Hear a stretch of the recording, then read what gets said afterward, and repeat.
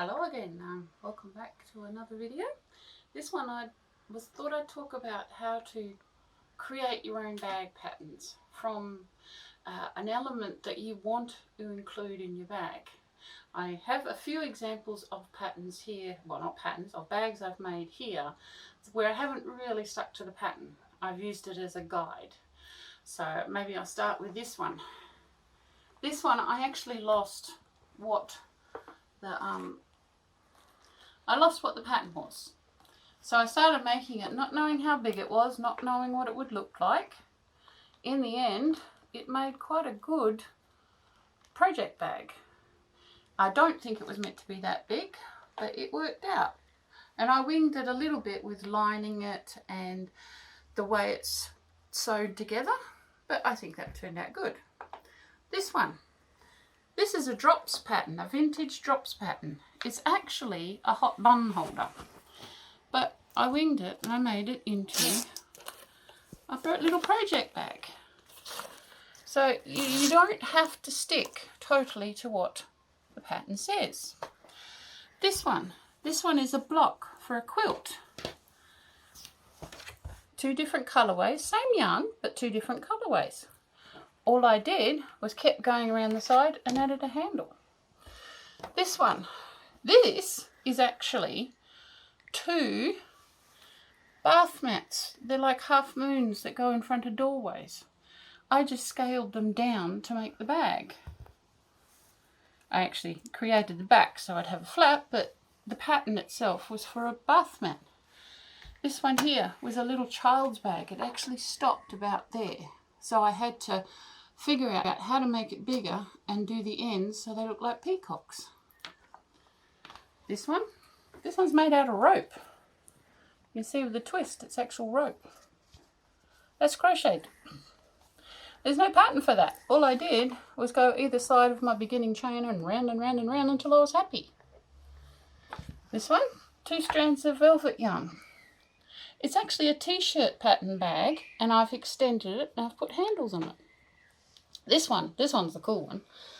This is the loopy yarn done on gutter guard. You'd have to feel it to find the gutter guard, but we just loop it up round and round, or we go side to side. It doesn't have to be expensive yarn. And in the next part, I will talk about these 3 bags and how I created the patterns for them.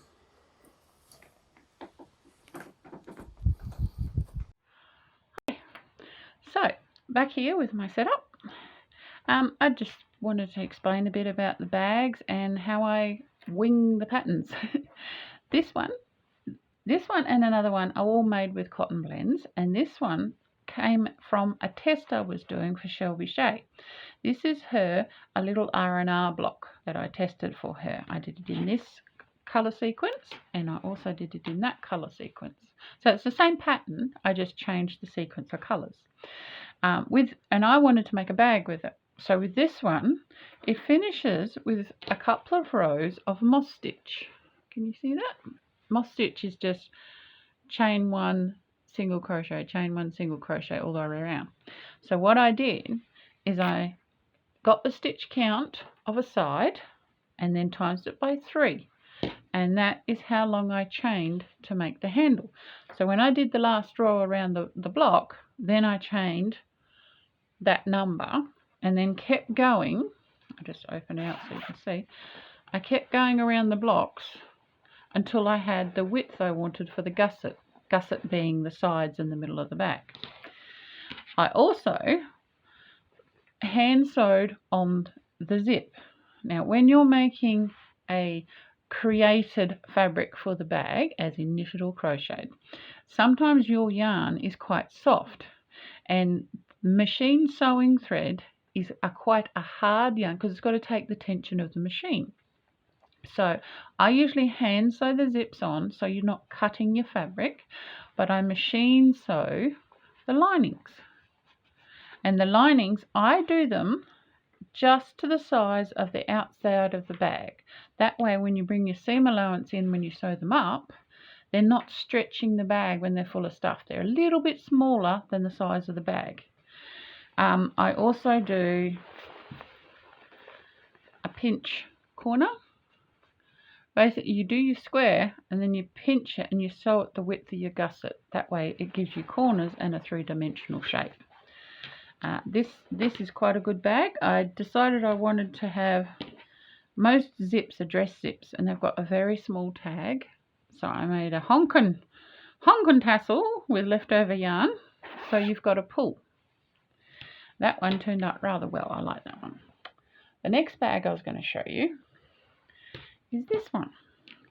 Now online, and I will share it, there is a free pattern called the peacock bag, and I really liked it, but it was for a child and it only turned out about that big. Of course I wanted it bigger because my wallet's bigger than a child's hand, but anyway, so I looked at the pattern and then in the increases I got them to be larger. And I figured out a way to make the eyes. No, I didn't write it down because I was winging it. I was just having a go and see what worked. So I did eyes on every petal all the way around.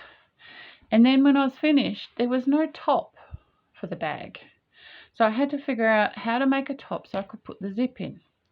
So all I did was single crochets followed by a single crochet back post. And what it does is it brings up like a knitted V-stitch in each of the colours, and that brought it up enough that I could attach the zip, same way as the previous bag, and the lining. With the handle, what I did is I got the distance around here, the measurement, and then I foundation double crocheted the strap. So that's the yellow bit in the middle. And then on either side, I did the same as the top part here. Bring it out, and then the very last row is crab stitch, which is when you do single crochets backwards. And that's a knack. It's not difficult, but it's a knack because you're used to going in a different direction. And then I just did surface zigzags to match the ones on the bag. This one I quite like. It's a very eye-catching, and the back is the same because it's two parts. Back is the same. And I did little X's there to help hold the handles on and strength. Now, I always like to do a wide handle on the bigger bag. So the bigger the bag, the wider the handle, because you're going to have a bit of weight in that. You don't want it too big because you won't be able to lift it. But so if you have a decent sized body, you need a thicker handle. So you're not going to cut holes in your shoulder when you carry it. Now, the last bag I'm showing you is this one. This shape, I'm pretty sure, is called a saddlebag shape or a half melon. And what this pattern was, it was a pattern for a bath mat. It's a half circle bath mat that goes at like a door. Not a bath mat, just a mat. And I made this first one up and I figured, that's a bit holey for a bag. So then what I did, there was another pattern there for a plain half circle. So I made that up to line the front. So that's underneath there. I don't know if you can see that. Can you see the colours underneath? Can you see them? So that is a mirror of this. And then I thought, well, it's going to need a flap because it's not straight across. You'll need a flap to fold over. So then I got this pattern and then I doubled it so we had a full circle. And so that is the back. So now this comes down here. And what I did, once they were joined up, I did the crab stitch.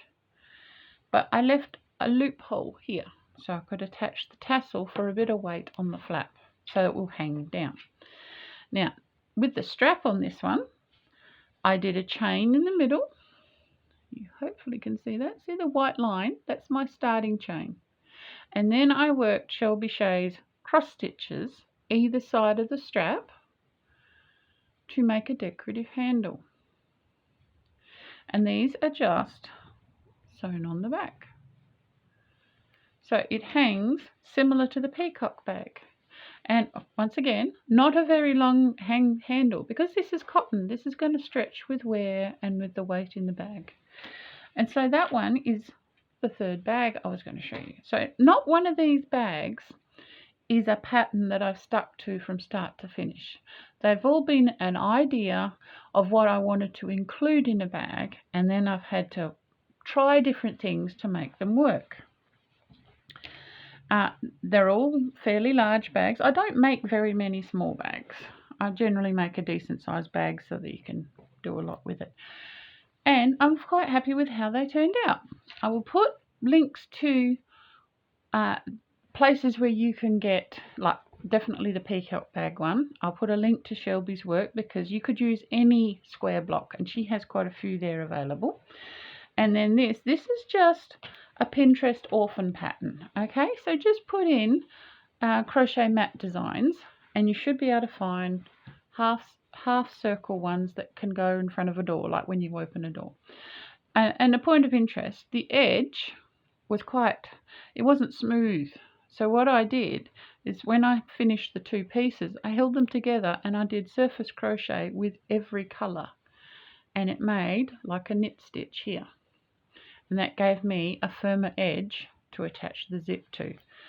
I haven't put a Honkin tassel on this one yet, but I probably will because the tags are so small. And you've got to be able to open it while it's on your shoulder and full of stuff. So that is my bags that I made recently. And that is how I figure out a pattern to adapt to what I want to make. And that's all.